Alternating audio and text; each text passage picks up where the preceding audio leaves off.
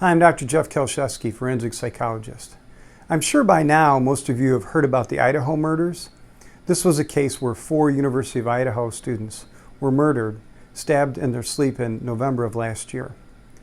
A 28-year-old graduate student named Bryan Kohlberger has been charged with the murders. An interesting aspect about this case is that Kohlberger was a PhD student in criminology at Washington State University at the time of the murders. And when police searched his apartment, there was evidence that the apartment may have been wiped or that there was an attempt to eliminate potential evidence. Now, one concern that's been raised is, if Kohlberger did in fact carry out these crimes, did he use his training as a criminologist in an attempt to evade police or cover up his crime?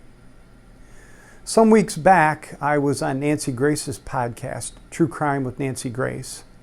We discussed this very issue. Here's the clip. Got rid of it, but still left behind some blood. Well, if I can comment, Nancy, this is Dr. Jeff. I've talked to a lot of people over the years who've meticulously planned crimes and tried to approach planning and pulling off a crime from sort of an academic perspective. And one of the things that usually trips them up is, for example, if they're going to plan a murder, this is the first murder they've been involved with. First murder they planned. First murder maybe they've done. But law enforcement has had lots of experience with murders. So a lot of times when I've seen people who've taken this real academic approach and studied police technique and investigative techniques, they will miss something, because you can study this kind of stuff all you want, but experience is what's really important. So it doesn't surprise me that he would make mistakes along the way. Big mistakes, like taking the shower curtain. That's beyond just cleaning your apartment. Big mistakes like take the pillowcase off a pillow with blood, but the pillow stays there.